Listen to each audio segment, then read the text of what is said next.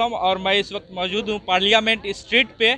यहाँ पे महिला संगठनों ने राबिया को इंसाफ दिलाने के लिए अपना विरोध प्रदर्शन किया है, जो कि केंद्र सरकार के खिलाफ भी है, गृह मंत्रालय के खिलाफ भी है और दिल्ली सरकार के खिलाफ। राबिया जो कि 21 वर्षीय महिला है, जो दिल्ली डिफेंस में जॉब करती थी, दिल्ली पुलिस के जो डिफेंस डिपार्टमेंट में जॉब करती थी, उनके साथ बहुत ही दर्दनाक हादसा होता है। उनका रेप किया जाता है, फिर उनको मार दिया जाता है। यह घटना 27 अगस्त की है, लेकिन अभी तक इस जो घटना है, जो दर्दनाक घटना है, अभी तक पुलिस के तरफ से कोई ठोस कार्रवाई नहीं की गई है राबिया को और उसके घर वालों को इंसाफ दिलाने के लिए। कहा तो जाता है कि दिल्ली पुलिस पूरे दुनिया में काफ़ी एफिशिएंट पुलिस मानी जाती है महिलाओं की सुरक्षा के लिए, लेकिन उसके ही डिपार्टमेंट में काम करने वाली महिला के साथ रेप होता है, फिर उसका बलात्कार होता है। लेकिन अभी तक जो भी आरोपी है खुलेआम घूम रहे हैं, अभी तक किसी की गिरफ्तारी नहीं हुई है। तो मेरे साथ मौजूद है इस प्रोटेस्ट में शामिल महिला संगठन की एक कार्यकर्ता, उनसे बातचीत करते हैं। मेरा नाम ऋतु कौशिक है और मैं ऑल इंडिया महिला सांस्कृतिक संगठन की दिल्ली राज्य सचिव हूँ। और जैसे कि आप देख रहे हैं कि दिल्ली के सभी महिला संगठनों ने आज मिलकर ये प्रोटेस्ट यहाँ पर ऑर्गेनाइज किया था राबिया की हत्या के खिलाफ। और सिर्फ राबिया ही नहीं, न जाने अभी हम आपसे बात कर रहे हैं तो दिल्ली में कौन सी राबिया बन रही होगी, किस बच्ची के साथ क्या हो रहा होगा, ये हम नहीं कह सकते। क्योंकि आज दिल्ली नहीं, पूरा देश, पूरे विश्व में हम आज हमारी मीडिया, जो मेन स्ट्रीम मीडिया है और ख़ासकर जो गोदी मीडिया है, वो आज तालिबान कर रही है। तालिबान में होने वाले महिलाओं पर अत्याचारों की बात कर रही है। लेकिन तालिबान से भी ज़्यादा खतरनाक स्थिति में है आज भारत महिलाओं के विषय में। महिलाएं जितनी असुरक्षित भारत के अंदर हैं, वो किसी भी कंट्री में आज इतनी असुरक्षित नहीं है। राबिया जो कि एक 21 साल की एक लड़की, वो अपने घर को किसी तरीके से चलाने के लिए नौकरी कर रही थी। और क्योंकि आज लड़के और लड़कियां सभी नौकरी पर जा रहे हैं, लेकिन उस अपने पैरों पर खड़ी होने वाली बच्ची के साथ, जो कहा जाता है कि लड़कियों को शिक्षित होना चाहिए, अपने पैरों पर खड़ा होना चाहिए, लेकिन आप लोगों ने देखा कि वो बच्ची शिक्षित थी, अपने पैरों पर खड़ी थी, लेकिन उसके साथ क्या हश्र हुआ। चार लोगों ने उसके शरीर को इस तरीके से क्षत विक्षत करके छोड़ दिया कि आप उसका अंदाजा नहीं लगा सकते कि कोई इंसान एक दूसरे इंसान के शरीर के साथ इतना भयावह कांड, इतनी भयावह तरीके से कोई चाकुओं से 40 चाकू उसके शरीर पर मारे गए हैं। उसके शरीर के अंगों को काट दिया गया है, उसकी गर्दन को काट दिया गया है। ऐसा जघन्य अपराध करते हुए हाथ नहीं कांपे अपराधियों के। लेकिन आप इसका रीजन जानते हैं कि हमें लगता है कि उनके हाथ कांपने चाहिए थे, उनका दिल कांपना चाहिए था, उनको शायद दहशत से मर जाना चाहिए था जब वो एक महिला को ऐसी हालत में देखे। लेकिन आपने सोच कर देखा कि उनके हाथ क्यों नहीं कांपे? इसीलिए क्योंकि उनको कॉन्फिडेंस था कि दिल्ली पुलिस हमारे साथ है। क्योंकि आज पुलिस प्रशासन और जो ये गुंडा वाहिनी है, अपराधी जो है, इनका नेक्सस बना हुआ है और इस नेक्सस के कारण ही आज अपराधी खुले रूप से घूम रहे हैं। एक तरफ ये और दूसरी तरफ हमारे भारतीय जनता पार्टी के नेता, जो हर रोज हर मिनट सोते जागते बैठते महिलाओं के बारे में अश्लील टिप्पणियां करते हैं और कहते हैं कि महिलाओं को लक्ष्मण रेखा लांघनी नहीं चाहिए।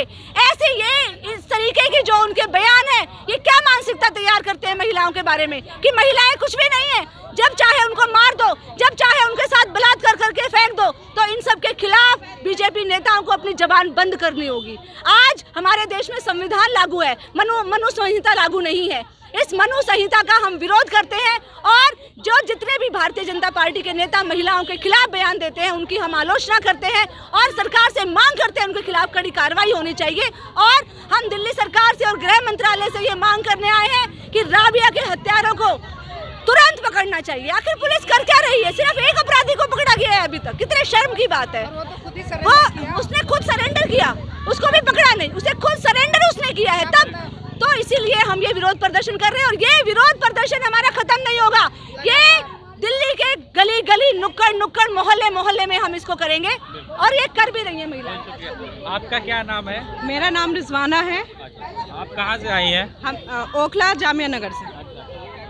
तो एक चीज़ मुझे बताइए, जो अपराध हुआ है, जो जघन्य अपराध हुआ है राबिया के साथ में, तो अभी तक क्या कार्रवाई हुई है? पुलिस ने क्या कुछ किया, कुछ जानकारी है? उसने कुछ नहीं कार्रवाई किया है।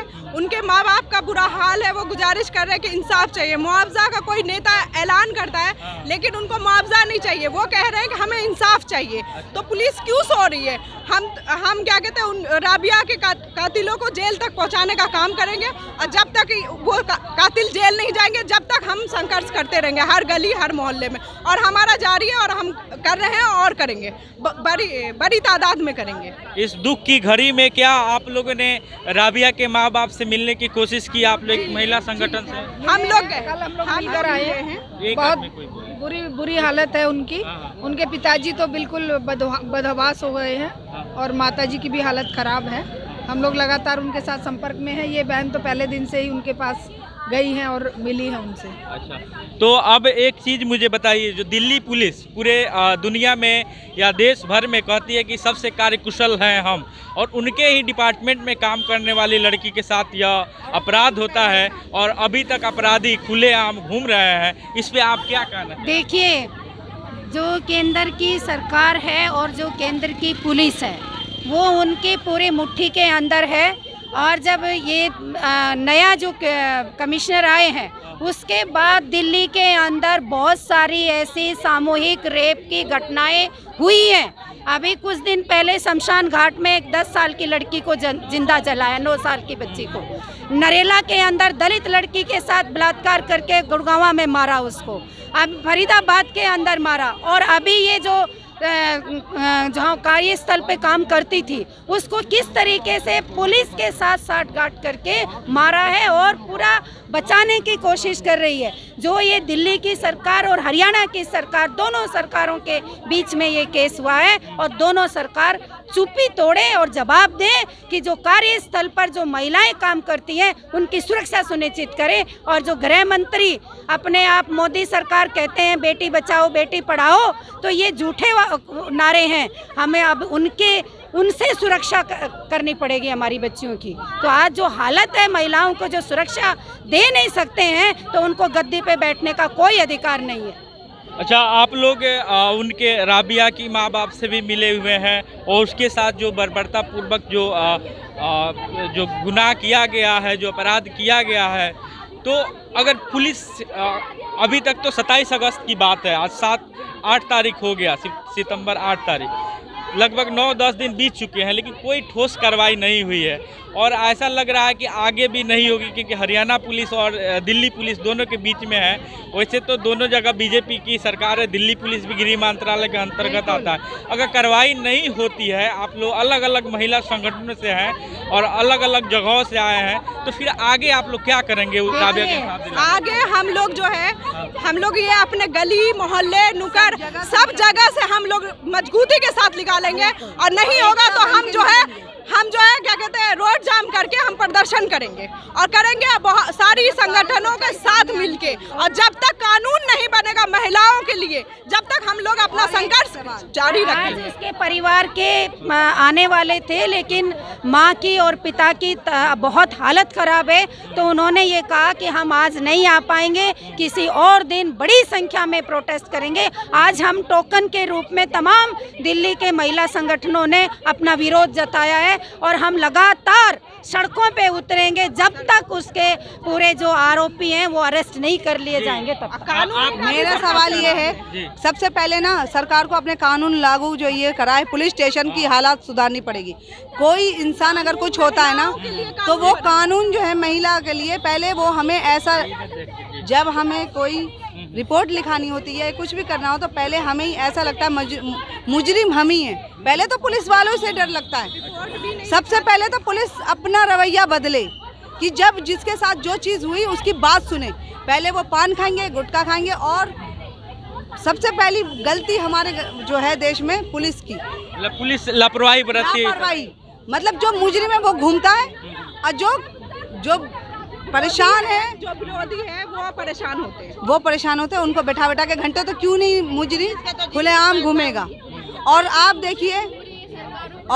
देखिए आज के डेट में थानों में हम जाते हैं 2-2 घंटे 3-3 घंटे वेस्ट करते हैं और क्या होता है, लास्ट में कॉम्प्रोमाइज़ हो जाती है, कहता है कि केस रफा दफा। और जो अब इमरजेंसी बनती है वो हमें देती नहीं है। जी आप कुछ कहना चाहते हैं? हाँ, मैं ये कहना चाहती हूँ, और भी देखा है आपने कि छोटी बच्चियों के साथ और भी महिलाओं के साथ जो ये बलात्कार के जो केस होते हैं, इनमें ज्यादातर ये होता है इनको मुआवजा देके इनके मुंह बंद करवा दिए जाते हैं। लेकिन राबिया के माँ बाप पैसों का इनके पास ऑफर गया, इन्होंने इनकार कर दिया, हमें मुआवजा नहीं चाहिए, हमें अपने बेटी के लिए इंसाफ चाहिए।